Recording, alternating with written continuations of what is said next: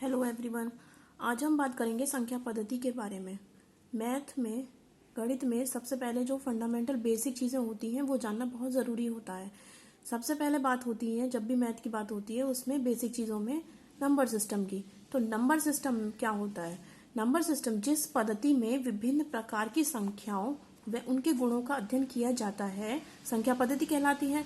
अब संख्या पद्धति में हमारी बहुत सारी चीज़ें आती हैं, प्राकृतिक संख्याएं, पूर्ण संख्याएं, सम, विषम, भाज्य, अभाज्य, परिमेय संख्याएं, सबके बारे में एक एक लाइन का हम समझेंगे।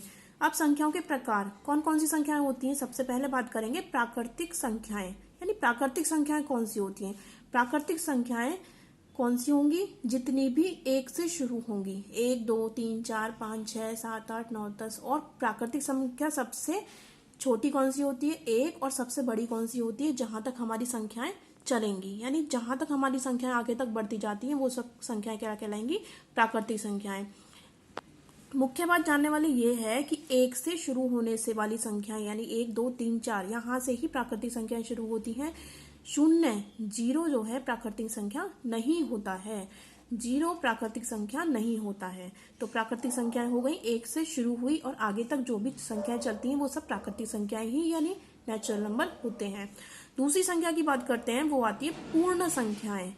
पूर्ण संख्याएं और प्राकृतिक संख्याओं में केवल इतना ही अंतर होता है कि पूर्ण संख्याओं में क्या लग जाता है? 0। यानी 0 व प्राकृतिक संख्याओं के समूह को पूर्ण संख्याएं कहते हैं। जैसे जितनी भी प्राकृतिक संख्याएं थी, मैंने बताया था अभी कि 1 से शुरू होती हैं, बस उसके आगे 0 लग जाएगा। यानी अब जो पूर्ण संख्याएं होती हैं कौन सी होती हैं? जो 0 लगा के शुरू होती है, यानी 0 1 2 3 4 5 6 आगे तक जितनी भी चलेंगी वो सब क्या कहलाएंगी? अब ये पूर्ण संख्याएं कहलाती हैं। केवल इसमें एक 0 का ही अंतर होता है, जो उसमें हम क्या हो जाते हैं? कंफ्यूज हो जाते हैं कि 0 प्राकृतिक में लगेगा या पूर्ण में लगेगा। पूर्ण तब बनेंगी जब इसमें 0 जुड़ जाएगा, प्राकृतिक तब बनेंगी जब 1 से शुरू होती हैं। आगे बात करते हैं, अगर हम अब आती है तीसरी संख्या, आती है पूर्णांक। किसे कहते हैं? पूर्णांक ये धनात्मक व ऋणात्मक दोनों प्रकार के होते हैं। ज्यादा बड़ा डिफरेंस नहीं होता जिसमें हम कंफ्यूज होते हैं। ये छोटी छोटी बेसिक चीजें हैं जिन्हें हम जानना बहुत जरूरी होता है। केवल इसमें इतना होता है, पूर्णांक धनात्मक और ऋणात्मक, यानी 0 लगा के बीच में 0 के दाईं ओर तो हमारी आएंगी सारी धनात्मक संख्याएं, 0 के बाईं ओर आएंगी सारी ऋणात्मक संख्याएं। यानी कि सारी प्लस की सारी माइनस की, यानी 0 से लेके इधर +1 2 +3 +4 +5, और 0 से पीछे चलेंगे तो हमारी -1 2 3 4, यानी माइनस में सारी संख्याएं। तो ये सब धनात्मक और ऋणात्मक दोनों प्रकार की संख्याएं मिलकर क्या बनाती हैं? हमारी पूर्णांक। सम संख्याएं, जिसको मोस्टली सभी लोग जानते हैं कि सम संख्या क्या होती हैं। सम संख्या होती हैं 2 से विभक्त होने वाली संख्याएं सम संख्याएं कहलाती हैं, यानी जो 2 के पहाड़े में आती हो। कितना आसान है इसको जानना कि जो संख्या 2 से कट जाए वो क्या कहलाती है? सम संख्या कहलाती है। जैसे कि 36 24 22, ये सारी संख्या क्या हो रही हैं? 2 से कटी हैं, 2 के पहाड़े से कटने वाली। 2 4 6 8 10, तो ये सब क्या हो रही हैं? सम संख्याएं। अब हमने ये सोचा कि 2 4 6 8 10, इसके बीच में भी तो पड़ी संख्या 1 3 5 7 9 11। ये संख्याएं जो हमने छोड़ी हैं, ये संख्याएं क्यों छोड़ी हैं? क्योंकि ये संख्याएं 2 से नहीं कटती। 1 2 से नहीं जाता, 3 2 से नहीं जाता, 5 नहीं जाता, 7 नहीं जाता, 9 नहीं जाता। तो जो संख्याएं 2 से विभक्त होती हैं उन्हें हम सम संख्याएं या इवन नंबर्स कहते हैं। आगे बात करते हैं विषम संख्याओं की। विषम संख्याएं कौन सी होती हैं? वे संख्याएं जो 2 से विभक्त नहीं होती, जो मैंने अभी बताया, जैसे कि 1 3 5 7, ये संख्याएं 2 से विभक्त नहीं होती, इसलिए विषम संख्या कहलाती हैं। इसमें और इसमें ज़्यादा डिफरेंस नहीं है, बस ये 2 से कटने वाली सम और 2 से ना कटने वाली विषम। अभाज्य संख्याएं, आगे हम बात करते हैं भाज्य और अभाज्य संख्याओं की। अभाज्य संख्याएं, जो संख्या केवल एक या स्वयं से विभाजित हो, अभाज्य संख्या कहलाती है। साफ साफ शब्दों में ये कहा जाए कि जैसे जो संख्या, कोई भी संख्या दी गई है, अगर वो खुद से जा रही है, मतलब कि 1 से जा रही है या खुद से जा रही है। जैसे कि हमारा एग्जाम्पल दे रखा है 2 2 एकम 2, और या तो 2 एकम 2 या 1 दूनी 2, 3 एकम 3 या 3 एकम 3 या 1 तिया 3, 5 एकम 5 या 1 पंजे 5। तो ये संख्याएं वो हैं जो खुद से जाएंगी या फिर किससे जाएंगी? 1 से। लेकिन सबसे छोटी, इसमें मुख्य बिंदु सीखने वाला क्या है कि सबसे छोटी अभाज्य संख्या कौन सी होती है, जो हमारा अक्सर पूछा जाता है कि सबसे छोटी अभाज्य संख्या कौन सी है। तो सबसे छोटी अभाज्य संख्या होती है हमारी 2। केवल इतना ही हमारा उत्तर होगा कि 2।